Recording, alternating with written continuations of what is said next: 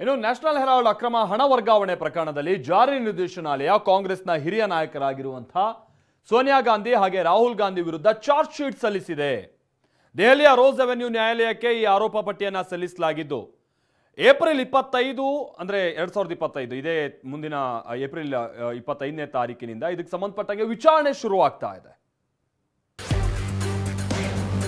National Herald case, Rahul Sonia ವಿರುದ್ಧ charge sheet.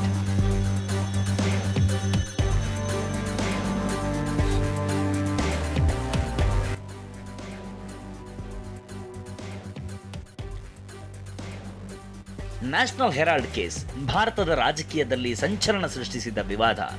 Gandhi ಕುಟುಂಬವನ್ನ ಕಟಕಟೆಗೆ ತಂದು ನಿಲ್ಲಿಸಿದ ಕೇಸ್. ಸದ್ಯ ಈ ಕೇಸ್ನಲ್ಲಿ ಇಡಿ ಅಂದರೆ ಜಾರಿ ನಿರ್ದೇಶನಾಲಯ ತನಿಖೆ ಪೂರ್ಣಗೊಳಿಸಿದೆ.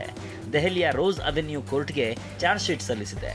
ಚಾರ್ಜ್ ಶೀಟ್ನಲ್ಲಿ ಸೋನಿಯಾ ಗಾಂಧಿ, ರಾಹುಲ್ ಗಾಂಧಿ, ಭಾರತೀಯ ಸಾಗರೋತ್ತರ ಕಾಂಗ್ರೆಸ್ನ ಮುಖ್ಯಸ್ಥ ಸ್ಯಾಮ್ ಪಿತ್ರೋಡಾ, ಪತ್ರಕರ್ತ ಸುಮನ್ ದುಬೆ, ದಿವಂಗತ ಕಾಂಗ್ರೆಸ್ ನಾಯಕರಾದ ಮೋತಿಲಾಲ್ ವೋರಾ ಮತ್ತು ಆಸ್ಕರ್ ಫರ್ನಾಂಡಿಸ್ರ ಹೆಸರುಗಳನ್ನು ಉಲ್ಲೇಖಿಸಲಾಗಿದೆ.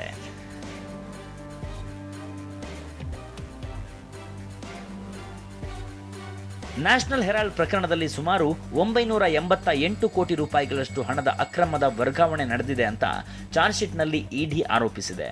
ಅಷ್ಟಕ್ಕೂ ಏನಿದು ನ್ಯಾಷನಲ್ ಹೆರಾಲ್ಡ್ ಪ್ರಕರಣ ಅಂತ ನೋಡೋದಾದ್ರೆ, ದೇಶ ಸ್ವತಂತ್ರವಾಗುವ ಮುನ್ನವೇ ಅಂದರೆ 1938ರಲ್ಲಿ ಜವಾಹರ್ಲಾಲ್ ನೆಹರು ನ್ಯಾಷನಲ್ ಹೆರಾಲ್ಡ್ ಪತ್ರಿಕೆಯನ್ನು ಸ್ಥಾಪಿಸಿದರು. ಪತ್ರಿಕೆಯನ್ನು ಅಸೋಸಿಯೇಟೆಡ್ ಜರ್ನಲ್ಸ್ ಲಿಮಿಟೆಡ್ ಪ್ರಕಟಿಸುತ್ತಿತ್ತು. 2012ರಲ್ಲಿ ಬಿಜೆಪಿ ನಾಯಕ ಸುಬ್ರಮಣಿಯನ್ ಸ್ವಾಮಿ ದಾಖಲಿಸಿದ ದೂರಿನಿಂದ ಈ ಪ್ರಕರಣ ಬೆಳಕಿಗೆ ಬಂದಿತ್ತು. ಅದೇನೆಂದರೆ, ಎಜೆಎಲ್ ಅಂದರೆ ಅಸೋಸಿಯೇಟೆಡ್ ಜರ್ನಲ್ ಲಿಮಿಟೆಡ್ನ ಸುಮಾರು 2,000 ಕೋಟಿ ರೂಪಾಯಿಗೂ ಹೆಚ್ಚು ಮೌಲ್ಯದ ಆಸ್ತಿಗಳನ್ನು ಯಂಗ್ ಇಂಡಿಯನ್ ಪ್ರೈವೇಟ್ ಲಿಮಿಟೆಡ್ಗೆ ಕೇವಲ 50 ಲಕ್ಷ ರೂಪಾಯಿಗೆ ವರ್ಗಾಯಿಸಲಾಗಿದೆ ಅಂತ ಆರೋಪಿಸಲಾಗಿತ್ತು. ಈ ಯಂಗ್ ಇಂಡಿಯನ್ ಕಂಪನಿಯಲ್ಲಿ ಸೋನಿಯಾ ಗಾಂಧಿ ಮತ್ತು ರಾಹುಲ್ ಗಾಂಧಿ 76% ಷೇರುದಾರರಾಗಿದ್ದಾರೆ. ಇದೇ ಆಸ್ತಿ ವರ್ಗಾವಣೆಯನ್ನ ಇಡಿ ಹಣ ಅಕ್ರಮವಾಗಿ ವರ್ಗಾವಣೆ ಅಂತ ಆರೋಪಿಸಿದೆ. 2021ರಲ್ಲಿ ತನಿಖೆ ಆರಂಭಿಸಿದ ಇಡಿ ಎಜೆಎಲ್ ಮತ್ತು ಯಂಗ್ ಇಂಡಿಯನ್ನ ಆರ್ಥಿಕ ದಾಖಲೆಗಳನ್ನು ಪರಿಶೀಲಿಸಿತ್ತು. 2022ರಲ್ಲಿ ಸೋನಿಯಾ ಗಾಂಧಿಯನ್ನ 3 ಸುತ್ತಿನ ವಿಚಾರಣೆಗೆ ಒಳಪಡಿಸಲಾಯಿತು. 2022ರ ಜೂನ್ನಲ್ಲಿ ರಾಹುಲ್ ಗಾಂಧಿಯನ್ನ ಸತತ 3 ದಿನಗಳ ಕಾಲ ವಿಚಾರಣೆಗೊಳಪಡಿಸಲಾಗಿದೆ. ಮಲ್ಲಿಕಾರ್ಜುನ ಖರ್ಗೆ, ಸ್ಯಾಮ್ ಪಿತ್ರೋಡಾ ಸೇರಿದಂತೆ ಹಲವು ಕಾಂಗ್ರೆಸ್ ನಾಯಕರು ಸಹ ವಿಚಾರಣೆಗೊಳಪಟ್ಟಿದ್ದಾರೆ.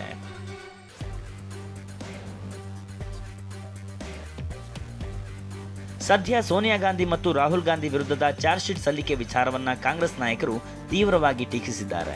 ಇಡಿ ಬಿಜೆಪಿಯವರ ಒತ್ತಡದಿಂದ ಕೆಲಸ ಮಾಡ್ತಿದೆ, ಇದು ರಾಜಕೀಯ ಷಡ್ಯಂತ್ರ ಅಂತ ಆರೋಪಿಸಿದ್ದಾರೆ.